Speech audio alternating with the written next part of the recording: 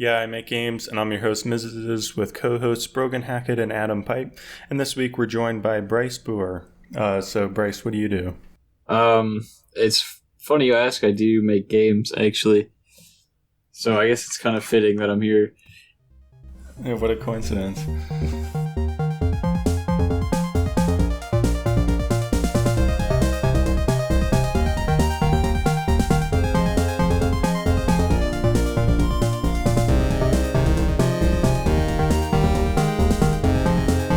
So, Bryce, what do you actually do? What's your full job description?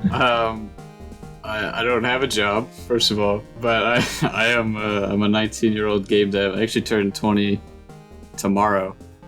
So Oh, nice. I guess happy tomorrow birthday. by the time you're listening to this, I will be 20. But yeah, I make indie games mostly.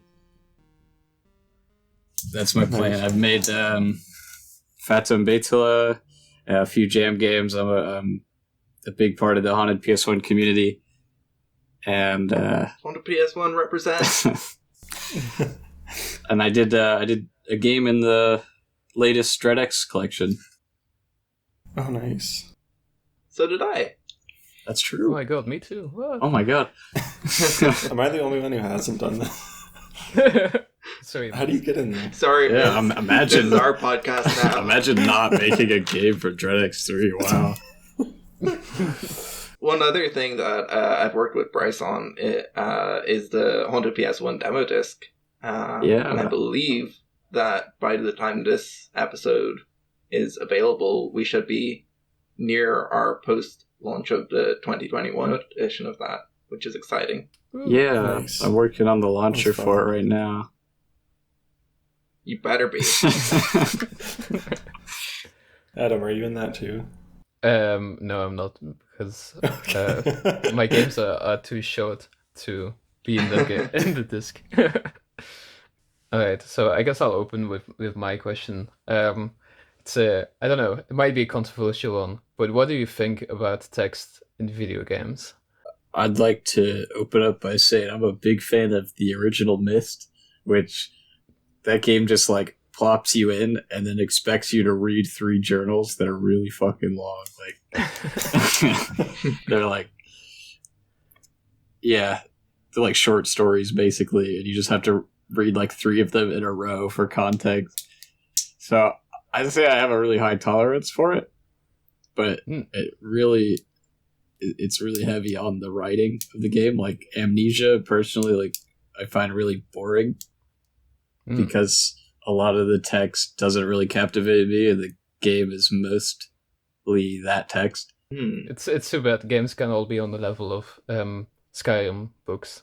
So It's interesting you say that about Amnesia, because I agree with you, but when it comes to Soma, which is like the follow-up game to that from Frictional, I was so enthralled by that story. Oh yeah, and Soma is one of my favorites, actually.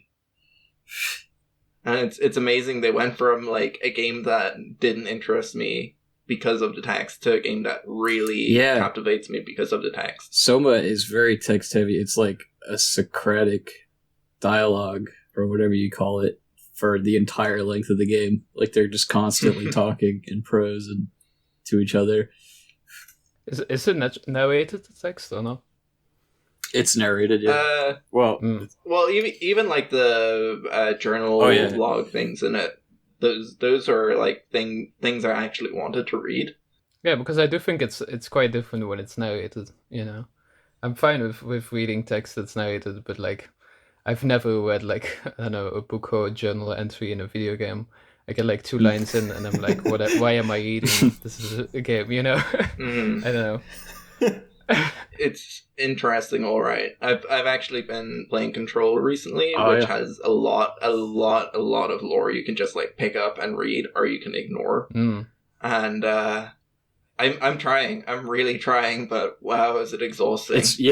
There's a lot in Control. It's funny you brought that up, because I was gonna say, even though a lot of the notes in Control are really mundane, like there's just emails that you could find that are not special at all. I read all of them for some reason. Yeah, they're entertaining. Like, some of them are great. Like, there's this whole chain of like a book club going back and forth between like some of the, I think it's like the heads of the different departments, and that stuff's great because you see like the different characters from that perspective of like how they view the same book. But it's also like, oh, I have like 10 different things to read in my inventory right now. Am I gonna read them all? But that's kind of weird, though. I feel like that's not even related to the game anymore. You know, it's just like completely unrelated content at that point. You know. Yeah, it's supplementary for the most part. Like, yeah, definitely not required. That's kind of what people prefer a lot of the time, though, is when text is just, well, there's text in the game and it's just like an optional thing to get more lore, like story, but you don't have to, you know, read it, because most people have a pretty low tolerance for reading, I think. Yeah. Sure. It's weird because I cannot read books. Like, I fall right off of them. But really, that's weird that you're able to like read like the text. Yeah. I would think it's for people who read books, you know, the text and video. I know it's bizarre because like I can read books if they're in Myst, but in real life I just bounce off of them. That's weird. I'm like the opposite. Like, I read tons of books in real life, and then I get into like, I tried Pillars of Eternity, and I was just like, there's too much text. I just want to play a game. Like, yeah. One of the most interesting things I think about text that like isn't supplementary, text that's core to the story in games, is the speed at which you present it to the player. And that's something I've struggled with so much, where it's like, I want people to read this, and I don't want them to skip it. So I won't add a skip thing, and then people just complain because they've apparently read it all before. Yeah, like it's panned out. I think that's probably my biggest gripe with text in games is just when it's presented as a book. I don't know, maybe it's just I'm a stupid like Gen Z and I don't even read books ever. But it's like when it's all, you know, when it, like in a movie, you know, it's like a subtitle and it's like timed to the delivery of the lines, and then it's really easy, you know, to read it. And I feel like it's the same in video games, you know, when it's like dialogue and it goes line by line. It's like easy to read like 1,000 lines, but if it's like all, you know, in one time, I just close the book, you know.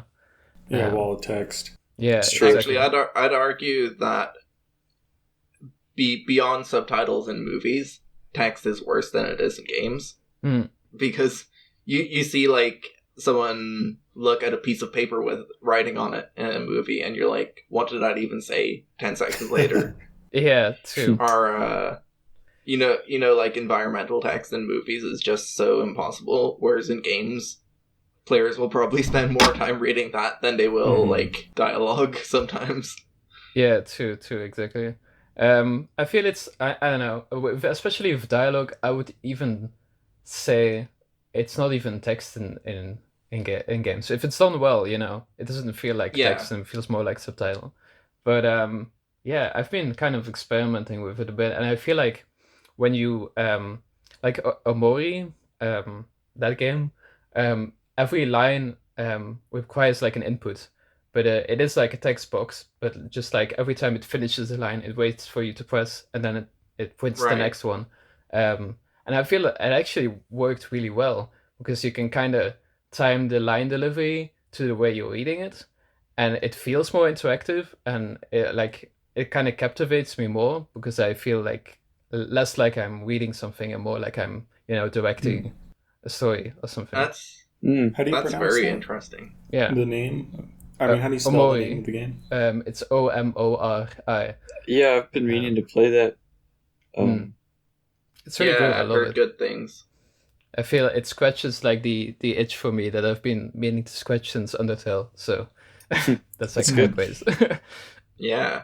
That's something I was going to mention about text, is when they do something fun with like the sound while the text is playing, like how Animal Crossing or Undertale does it. Oh yeah, they play like, you know, specific noises for each character and stuff to kind of give it a voice, but like not voiceover. It just kind of has its own unique sound and character for each. Yeah, that's pretty fun. I like that. I'm doing that in my game I'm making right now. I feel, because it just adds a lot of variety to it. I think. What are you doing for like the sound?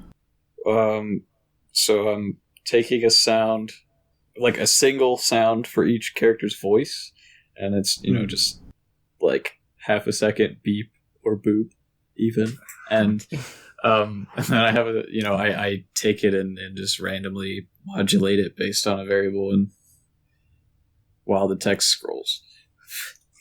So that's fun.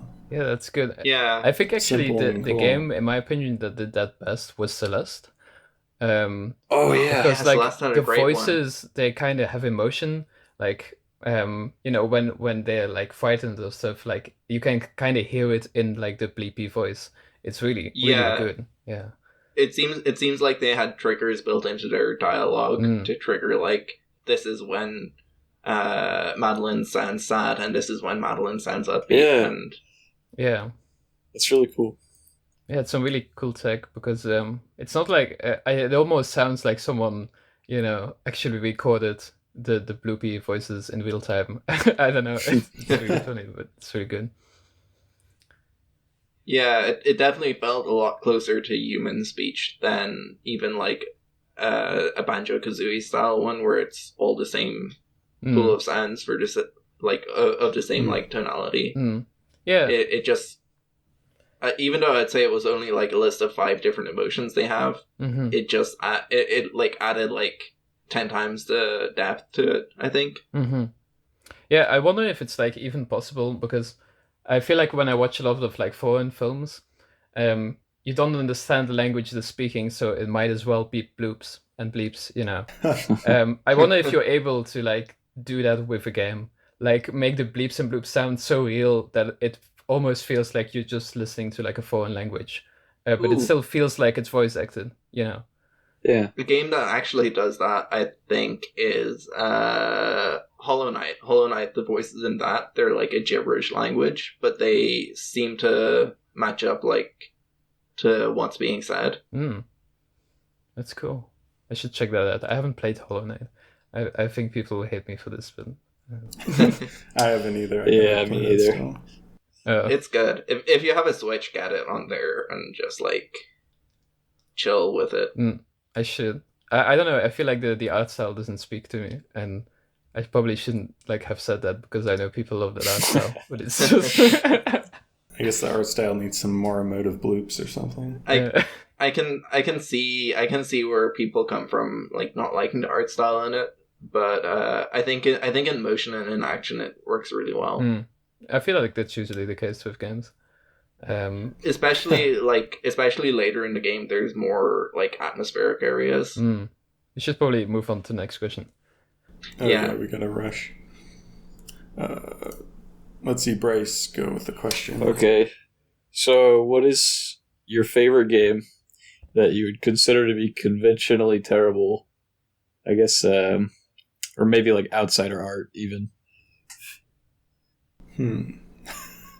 So I have an answer for this that I've been playing recently, which is I think it was like just after I got my Switch, I had like those store points on the eShop. Yeah. And I had like enough of them to buy like a €1 or €2 game. And I was browsing and I found this game called Find the Balance, which is just like, it looks like a mobile game. It looks like it was quickly turned out. It's this physics puzzle game where you're getting random items dropped down from the top of the screen and you have to balance them on top of each other. But I was actually shocked in how engaging it is. And I've put more hours into it than some games that cost like 10 times the amount.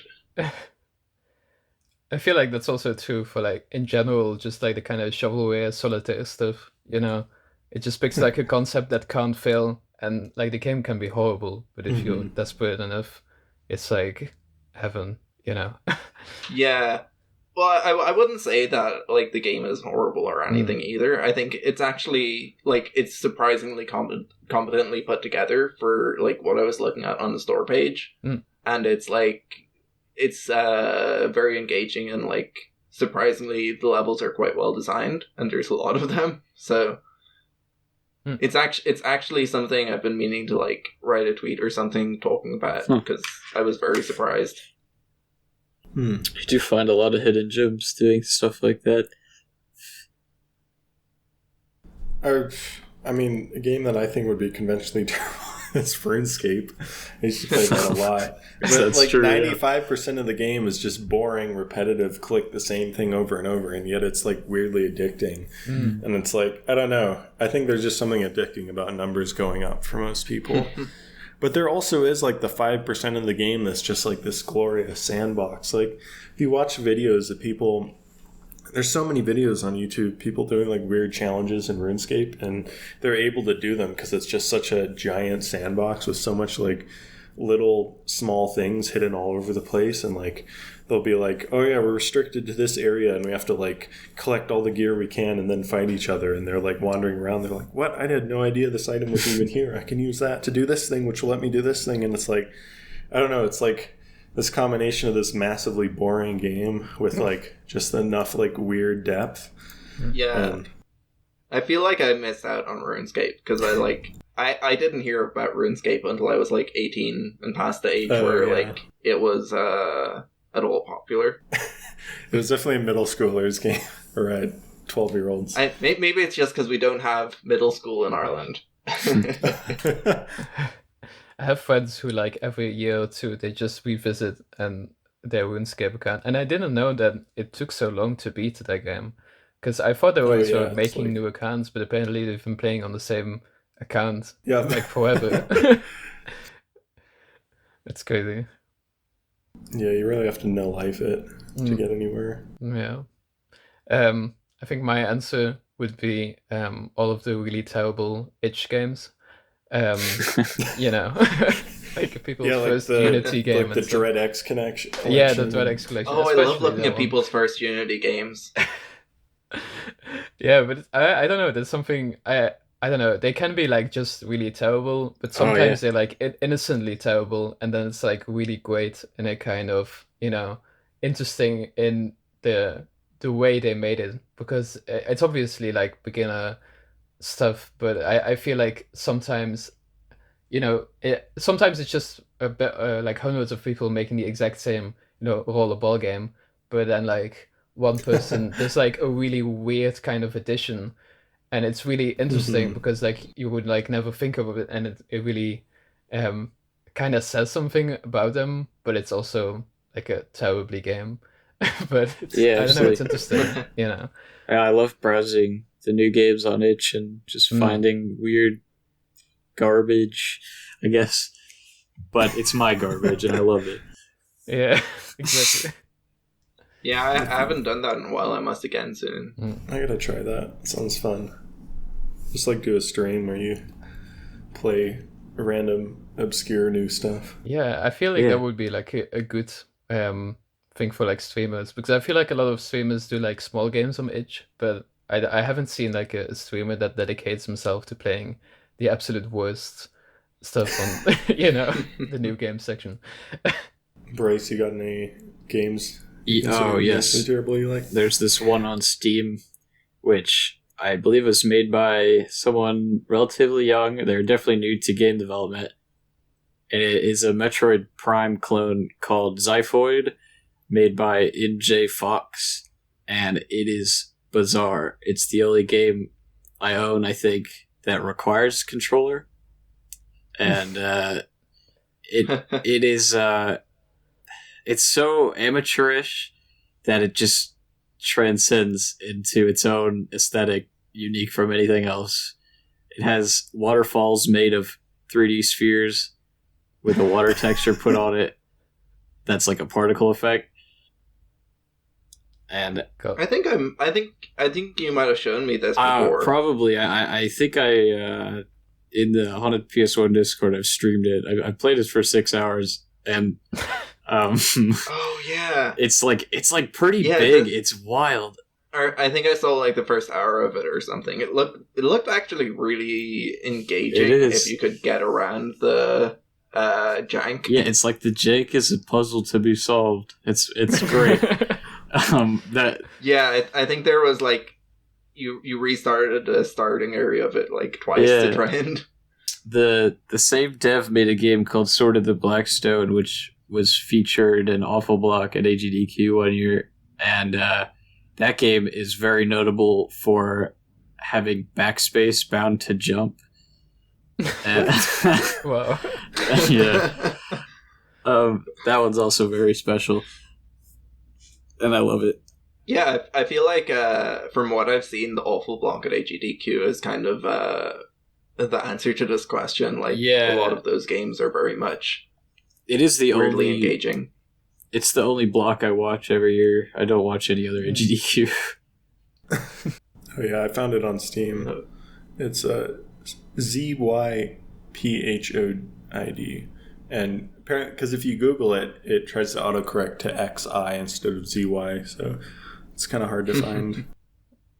I'm always curious. I wonder if they're like like people who make their first game, but like or whatever, and they put like a lot of time into it, but they price it or something, and they have no audience, and then nobody ever buys the game. And I wonder like how many games out there are just like undiscovered but genuinely good, you know? I accidentally found like a really interesting looking game because remember Snake Like I made for that one jam? I was like, maybe I should release this on Steam. So I looked up Snake Like on Steam and I found a roguelike snake mix game called Snake Like that looked really interesting. I was like, and it had like one review or something. I was like, this looks so cool. Like, let's see should if have I can bought find it and like reported on it.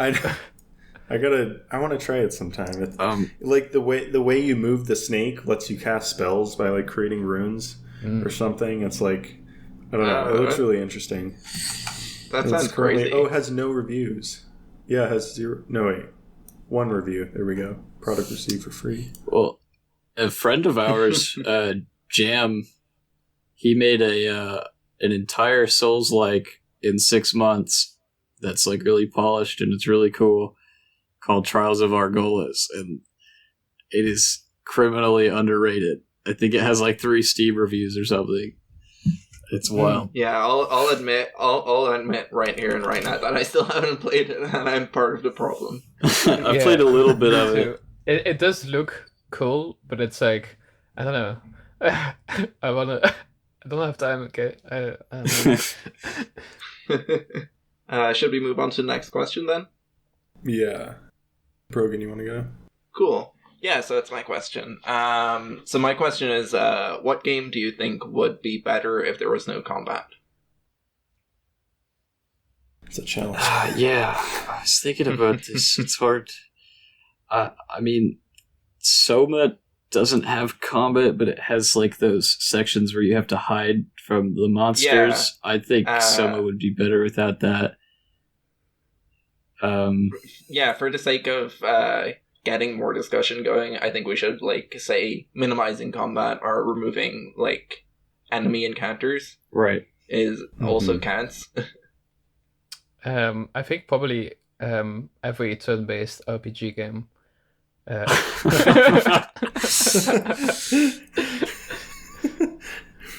a lot of the fun parts. I can see it. In like old Final Fantasy games, like just the story and mini games, and then they bring out the combat and it gets repetitive and boring. Yeah, the only good combat is like the boss battles. And all of the like random encounters. I think we talked about random encounters on a previous episode. Yeah, it was the first one we did. I feel like removing random encounters alleviates it a lot, because I think of like the Mother games, or the second and third one, and like Lisa, and they both don't have random encounters, or at least most of the game doesn't. And it makes everything way more engaging, because it makes it a lot easier to avoid what you don't want to do. I heard about that with Dragon Quest, or the latest one. Apparently you could avoid them, but then halfway through the game they force you to fight the ground. Jeez. So you can continue. It's like, what's the point? I was thinking about this game earlier, though, for no combat. Sunless Sea, speaking of text games. But it's like a wall of text game, but the text is so good. And you're like sailing around the ship in this underground ocean and like delivering trade and exploring these weird, fantastic places, and it's super cool. And then the combat is just like really boring and just kind of like thrown in as like an afterthought, it feels like. And just kind of like, what's the point of this? Like, it would have been funner if these like combat was like a text-based thing like everything else, because the text is so good. Yeah, I think I have been planning to get that for a while, and I think every time it's like I kind of notice combat in it, and I'm not sure I want that because I just want a weird adventure. Yeah, you can kind of skip it, and also make sure you turn on the mode that lets you save the game, because it's really boring if you do the permadeath option. And then also make sure you mod it so your ship moves faster, otherwise you'll go really slow. So the reason I actually asked this question is because, as I said in the first question, I've been playing Control recently. I was going to bring this up. And the combat in that just gets in the way so often. The thing is like the combat in Control is actually pretty good. Like, it's satisfying and it's kind of unique and stuff, but like it does a disservice to the setting, I think. Yeah, I think it's also to do with their encounter design and how they spring it upon you. Like going back to previous areas, I feel like that shouldn't have half the amount of combat they shove into it. It's like you're just trying to explore to find the next objective, or just to like sightsee and try and find stuff, and then random encounters happen. Yeah, I haven't played Control yet, but I only want to play it just for like the architecture and walking around it, to be honest. Yeah, it's weird. I feel like combat in general, if your game like is heavy on any kind of gameplay mechanic, including combat, it does to a degree take away from your ability to soak in the atmosphere a lot of the time. Yeah, because your focus is on playing it. Yeah, I think this is just. Here's another answer. I think this is like a general AAA problem. Just like they always want to do their checklists. You know, this must have combat and skills. You know, even if the game doesn't need it. And here's an answer that is very weird to this question as well. But I think it could work, and I've always wanted it. Is Dark Souls without combat? I also thought of just exploring that world. Dark Souls would make a really good walking simulator where you can dodge walls. And smash pots. Yeah. I've always wanted to make a game that's just smashing the pots. Pot Smasher 3D. Did anyone... Let's see, Adam, I think you're the only one who hasn't answered. Or did you come up? Sorry, what was the question again? Did you have what game would be better with no combat? Oh. I answered... honestly, my joke question, every turn-based RPG was my real answer. Oh, right. Yeah, okay. But it's not true because Omori is great, so you know there's always exceptions to the rule. Anyways. Alright, let's see, Bryce, you want to ask another question? Yeah, okay. So are there any games with like controls that would be considered outdated or unconventional that you like? Or you don't have to like the game, but the control scheme specifically. There's one I could mention. I mean, I haven't even played this game. I just like listened to a playthrough. It's called Papa Sangre, and it's an audio game. There's no visuals. It's only for iOS, so that's why I've never been able to play it. But the way it worked is that it had like as binaural audio, and it like uses the gyro in the iPhone, so you can like point your phone around and like listen to things basically in this world. And it's just like there's like people talking to you, and there's stuff you interact with just by like listening in different directions, and it's all audio based. I just thought it sounded really cool. I want to try to play it one day if I can get an iOS. Oh, that does sound good. Yeah, I've thought about that in the past, like a game that's purely audio. It's a challenge. I I don't think I would be able to, because I like to focus on the art in my games. It does force you to like have to do good audio design and stuff. Have you seen my video where I tried to do one? Yeah, I remember watching that. I think it was like a few months ago, so I don't remember very well. Do you mean your video where you make a game where there's a really loud sound and then you whisper the controls? Yeah, it was something like that. Or like you hold down a button and it like plays sounds for echolocation and stuff to like say what's in front of you and how far away it is. So anyone else? Sorry. Anyone else got any games? My answer actually is like, it's not really a game, but like tank controls, where it's like a first person game, but instead of using your mouse to look around, you just do like left and right, to look left and right. I was really surprised because I made like my first game with tank controls, and it's, I don't know, I'm kind of a big fan of just conventional first person mouse and AWSD controls. But there's something really cool about not being able to look up and down, and about having to press a button to look left and right. It just like, it felt like really claustrophobic, and I feel, I don't know, it just makes all of the spaces so much not really like bigger, but it feels it's like more challenging to walk through them, and I don't know, it's really powerful.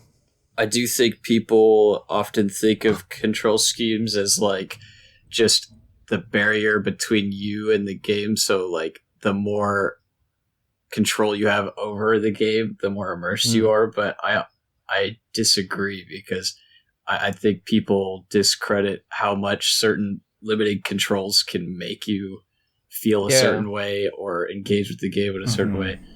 Exactly. An example I always bring up is GoldenEye on N64. I've played it both with an N64 controller and with a mouse and keyboard, and I find that the game on mouse and keyboard is just really boring. Like it's just I don't know, it doesn't have much going for it, but if you play it with the original controls, it makes you engage with it a lot more, or it made me engage with it a lot more, where every encounter felt a lot more like I had to think a lot more about it. It wasn't just like point and shoot. Yeah, too. I feel like the same is true for like platformers on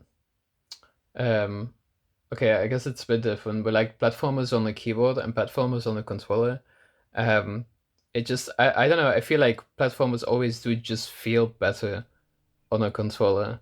It's like the game is just like magically better somehow. It's really weird. And then you play it on PC and it feels cheap for some reason. It's really weird. It's usually because the analog movement just gives you more precision.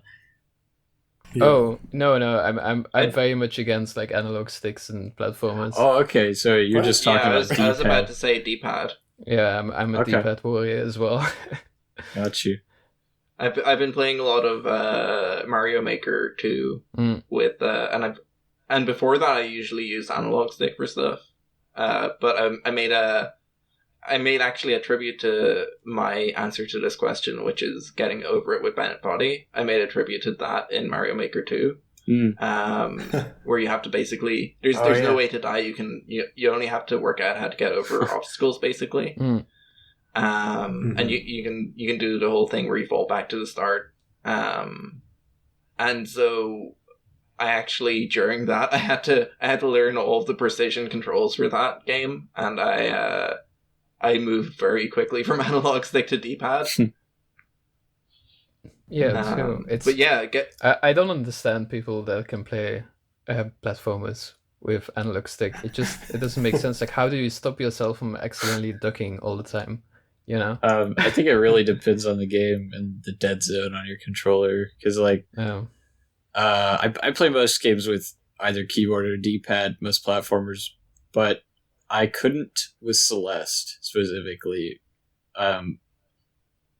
because of a lot of the mechanics in that game requiring diagonal movement outside of the 8 directions, like the golden feather, Yeah. and stuff like that.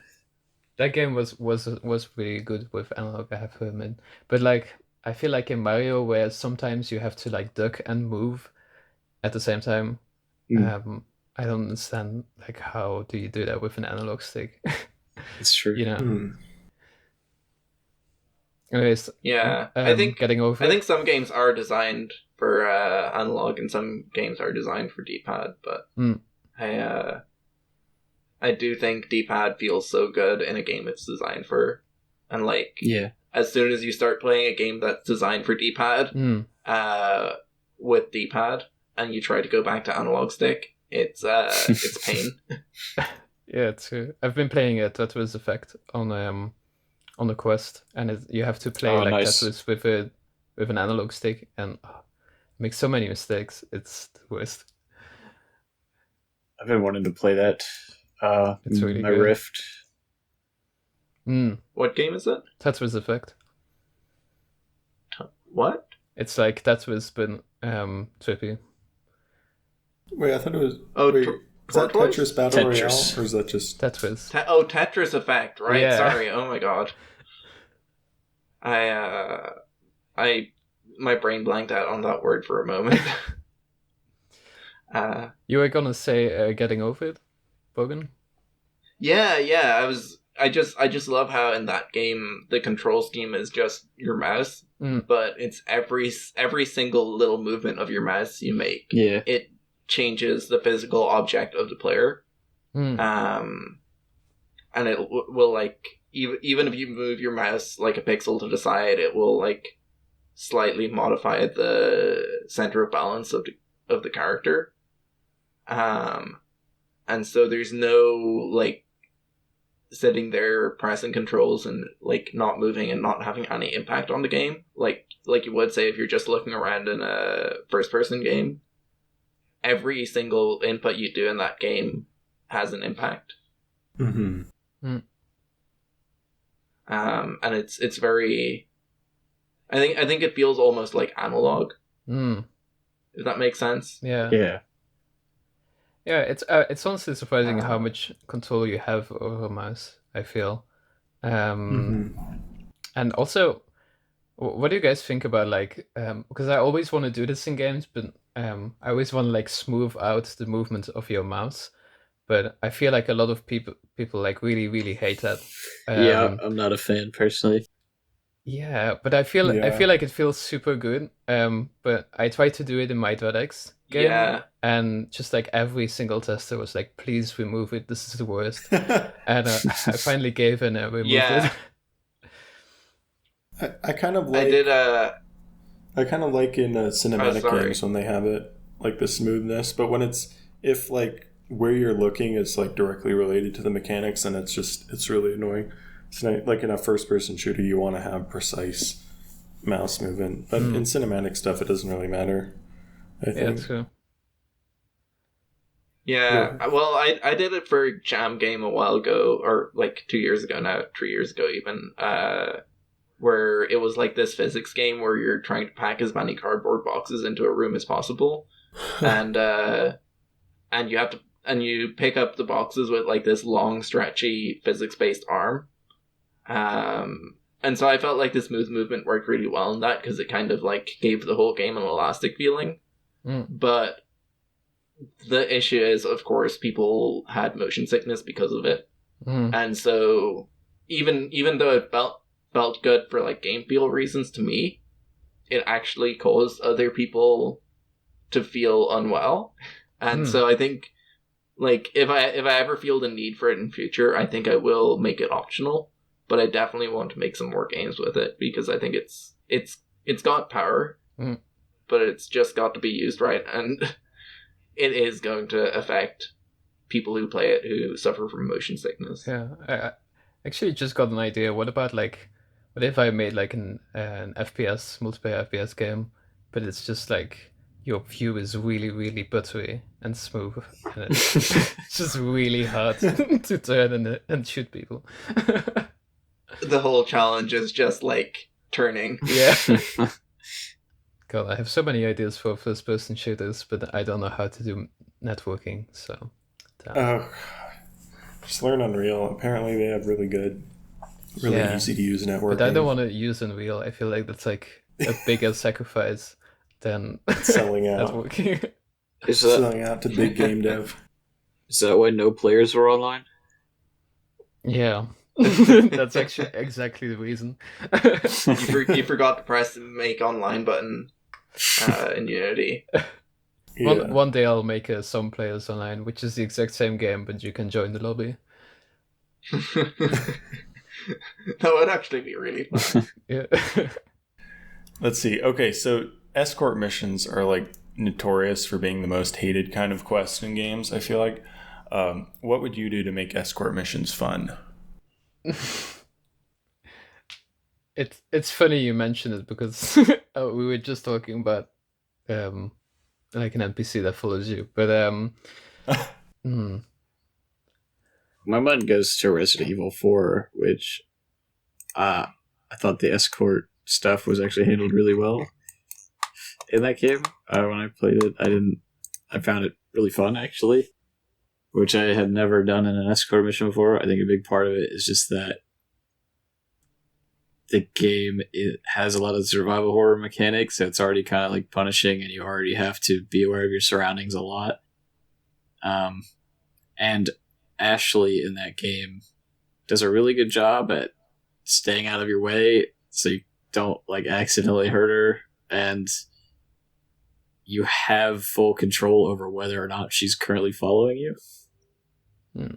So I feel like the game just does all of the good parts of escort missions right and does them all like at the same time, and it comes together really well. Has there actually been like a game with an expert mission since like Bioshock Infinite? Because I can't actually think of any. Again, Control. Bring that game up again. There was a mission where you had to escort this guy. Totally forgot about that. And it was a pain. He got lost so many times. But luckily they don't let them die, which is nice. At least as far as I could tell. So you just have to not die yourself. But it was so confusing, like working out what way he wanted to pathfind. I added an enemy in the game I'm doing at work where just if he's off screen, he just teleports to you. So that's a way to fix the escorts. I was thinking about how, I mean, trailing missions are kind of escort like too. I was thinking about how much people complain about Assassin's Creed's trailing missions also. So I was thinking it'd be fun to talk about that also. How to do trailing missions right. Yeah. I don't have a frame of reference for Assassin's Creed's trailing missions, but I can kind of imagine how they work. It's just you walk alongside somebody as they talk to you. That's the mission. Oh, I was picturing something way cooler where you're like tracking someone down and you're trying to stay out of sight and then like keep track of them. There are those too, but they boil down to just you walk towards them, but you are 10 feet behind them. Right. Oh, and yeah, no, I did play a bit of the first Assassin's Creed actually way back, and I remember that sort of thing. Yeah. So, any thoughts on how you would do that? How would I make an escort mission fun? I would not make an escort mission. Because I cannot think of anything to make them fun. I don't believe that. I think they can be fun. Yeah. It's just... yeah. They definitely can I just think it's outside of like my design space. I think maybe comfort zone. What if you can just like pick up your guy at any time they're escorting and just throw him across the room? You could you give him a jockey back. You get him onto your back and you walk around. And then it turns into like that Death Stranding thing where you can like trip over, and then here's how you make it. Then I feel people would always just. I think it would be cool if you could like kick your guy you know, so when he gets stuck, you can just like aggressively push him in the direction you want him to be, you know. Like I can actually genuinely see that working in like a sort of a arcadey style game. Cool. I'm gonna make this game. Don't steal original idea. Thanks. And there's like a really juicy squash and stretch on the character when you kick them, and then like when they hit off the wall, you kick them into there's massive screen shake. And also, they actually don't want to go where you want to, so they're like trying to run away, but you're aggressively like. So, in order to make an escort mission fun, the main character is the bad guy, and you use your escort as a weapon. It's like a punching bag, basically. I do think that is there's a point there that you could make that's a bit more applicable, which is that the challenge of the mission should either be that you have to the challenge should either be actually escorting the person, in which case it's like that kicking them and they're trying to escape or whatever, or the challenge shouldn't impact the character that you're escorting. So like the character shouldn't be able to die or whatever.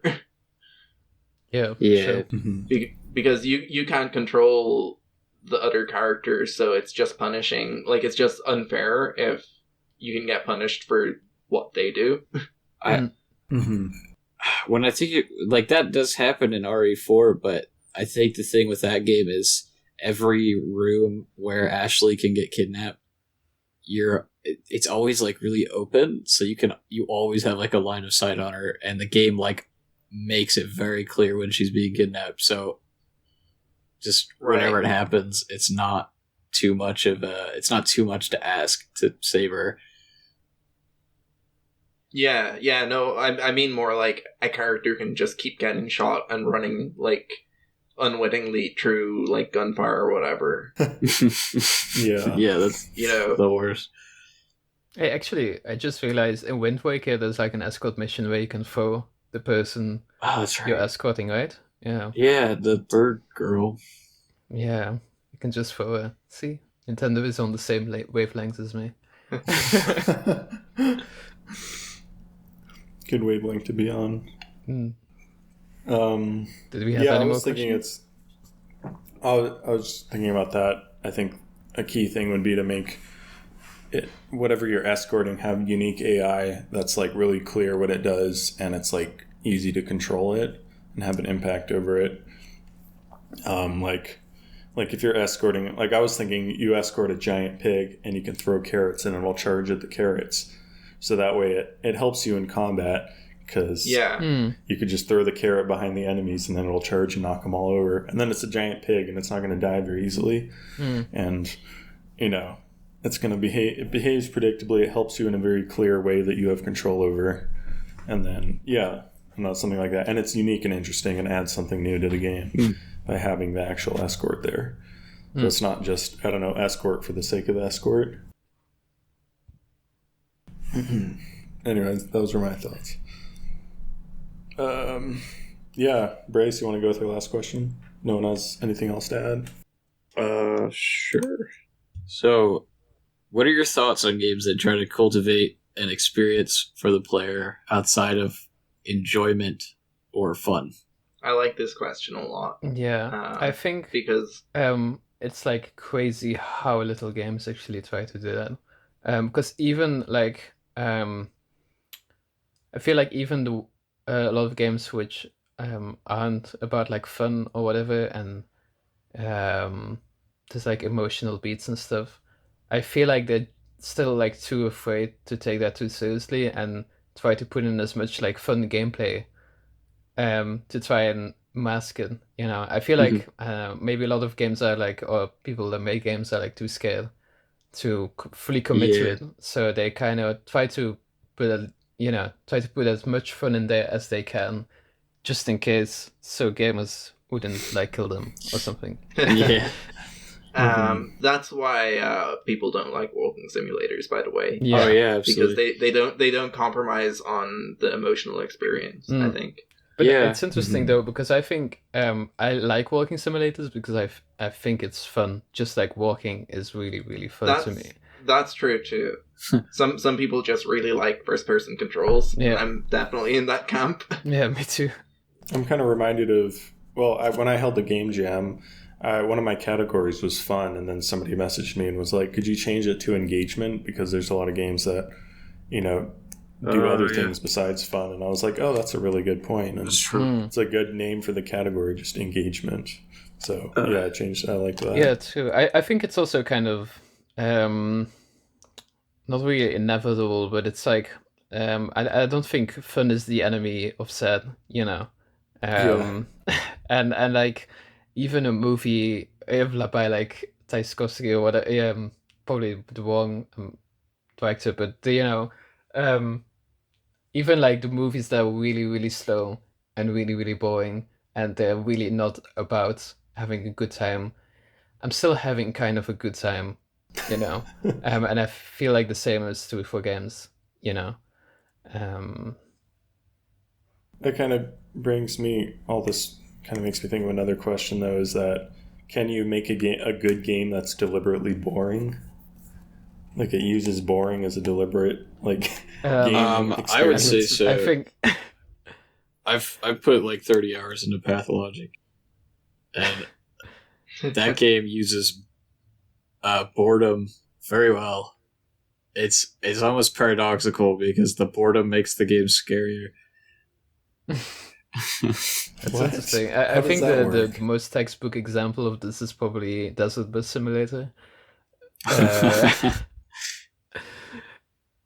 But I think honestly that game is really great. But I've been meaning to start like a game jam, like a Desert Bus game jam, and like people have to make games that are 8 hours long and really boring. And they have to like finish it. And I think like the grand prize is having their favorite streamer play their horrible game for 8 hours. That's good. I think a good few of us here have made like horror games or games that aren't intended to be like a necessarily fun experience. They're meant to be scary or atmospheric or whatever. Yeah. It's been a while. I think it's actually more challenging than people give it credit. Like to make a game actually like not fun but unsettling and have people still want to play it is a very big challenge. And I think it's the reason people bounce off again like walking simulators very quickly is because the developer had this vision of a game that would create this experience, and the player is playing games for a completely different reason to that experience. But I think that's why people who like walking simulators tend to have a broader taste in games anyway. Yeah.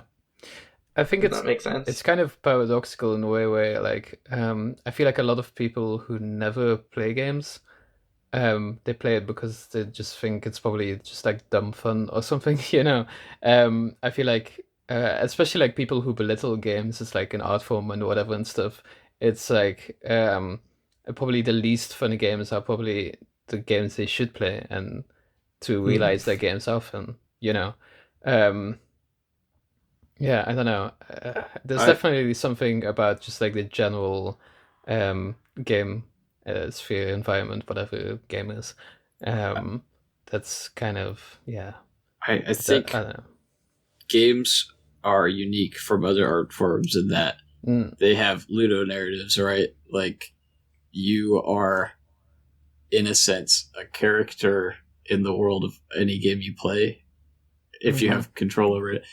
And you could do so many unique things with making the player feel terrible, I guess, in various ways. I watched a video that was really, really critical of The Last of Us 2, but they said a standout moment was that they were playing as one character that had a dog and like named the dog something, and then when they switched characters later, they were just mindlessly like shooting people, and then a dog came to attack them, and they shot the dog, and then they heard some character off screen call the dog by its name, which was the same. So it was the same dog, and it just instantly made him feel terrible because it was him. Like, that was his decision. Yeah. Yeah, it's really. And I've one time I think I've seen in a museum where it was like you had to play Tetris on a machine and it gave you like electroshocks every time you did well or something. Probably the comical example. Yeah. Yeah, there's a lot of comedic stuff you can do too. I think the Stanley Parable does a lot of great stuff with that, where it just makes you. It presents you with things that like you want to do, but are really boring, and chastises you for doing them anyway. Yeah. I think it's probably, I don't know, games are probably, compared to like high art, it's probably the art form where you're supposed to do, the only art form where you're not supposed to do nothing, you know. Oh yeah. Hey, I think something. I was just saying, a developer I know said it to me like this: like, not all music is made to dance to. So why should all games be made to have fun with? Yeah. Yeah, that's interesting. I feel like I like that. it's dumb because you can music can be music if you don't dance to it, but if you can't play a game, it's not considered a game anymore. You know. Yeah. I think. What? I think there's another angle to this where it's like games can be not fun, but they can be engaging and they can be enrapturing because they're designed very cynically. Like a lot of mobile games are designed to pull the player into a loop, and that loop, when you look at it, isn't fun. But what they've done is they've created like a funnel that funnels them in to that. Yeah, absolutely. Like there, and I mean there are fun parts, but they're very controlled in that it's like you get rewarded with fun for grinding for however long or whatever. Yeah, true. I think Mrs. mentioned RuneScape. It's like just that dopamine you get from numbers rising. And it's not exactly fun, but it is engaging. Yeah. Something I was going to mention. I think it's really interesting when people cross specialties when they're making a game like I do very mechanically fun focused games, right? Mechanical and fun focused.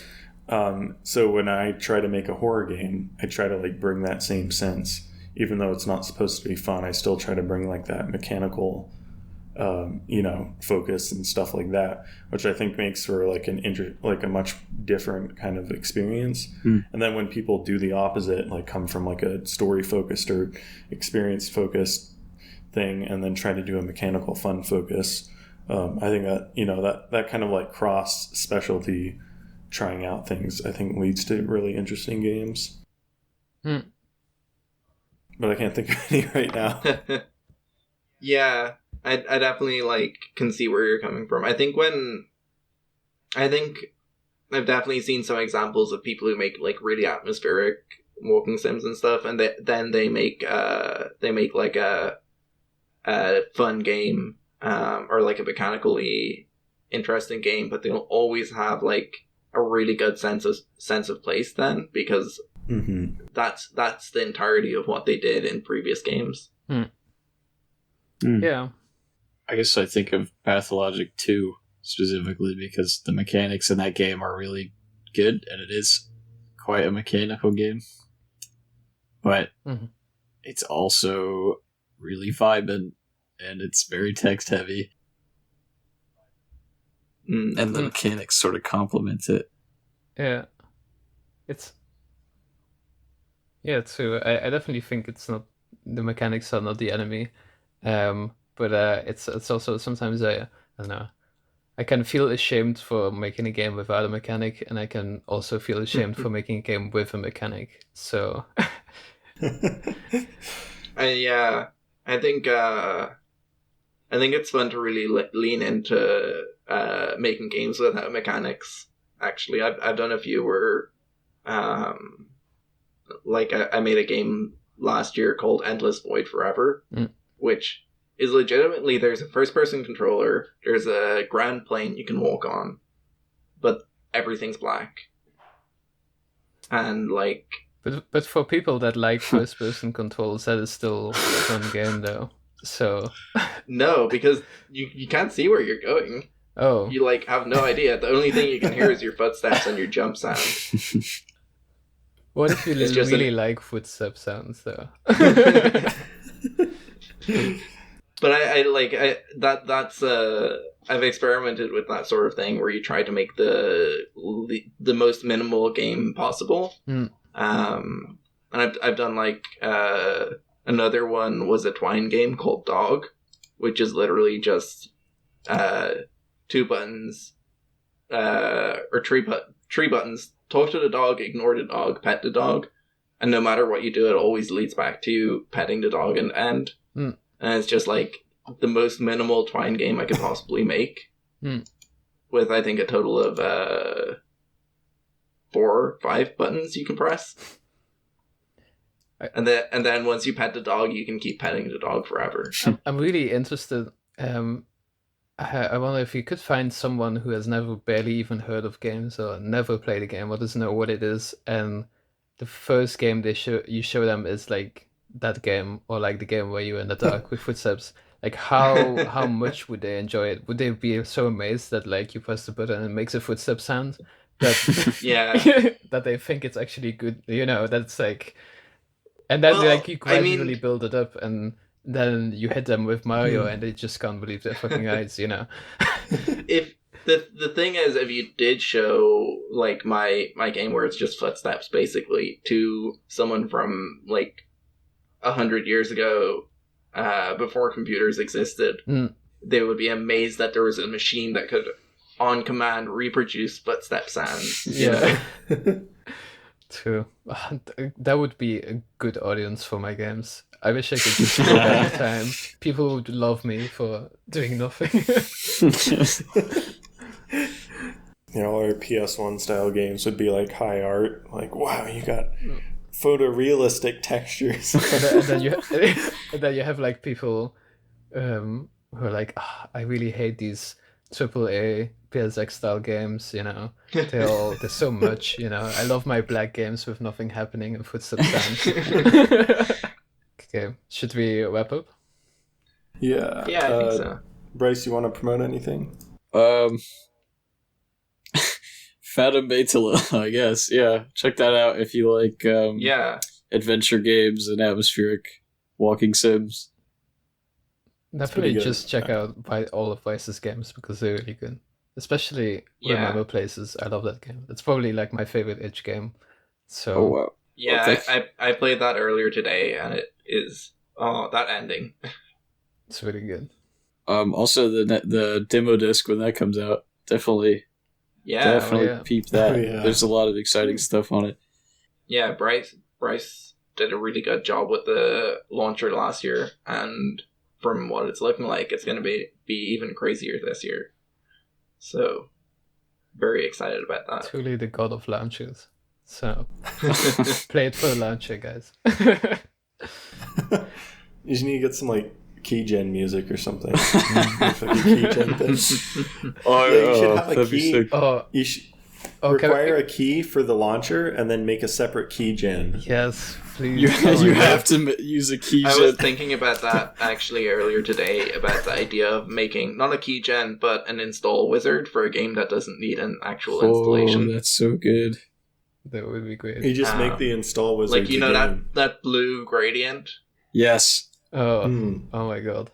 Actually go like one step further and make like a fake operating system. You have to download the operating system and then download a keygen off the fake internet that you make as well. You could make like fake hard drive sans and CD drive sans in your bake install wizard as well. Yeah, you could just like make a fake physical computer at that point. Like a fake distribution platform to get the computer to you as well. And then make it all run in VR. Yeah. I always thought it'd be cool if you had to solve a puzzle in a game by actually getting like a CD rewritable and putting it in your disk drive, and then it writes a code on it. Oh my god, that would be really cool. Or like a game and like you launch it and you press like the order button for the game and you have to keep it open for 24 hours until like in the game someone delivers the package and you have to open the door and Right, I think we got a bit sidetracked from that right there. Yeah. All right, thanks for listening. Subscribe, follow us on RSS and Spotify and other podcasts when we get them. Thanks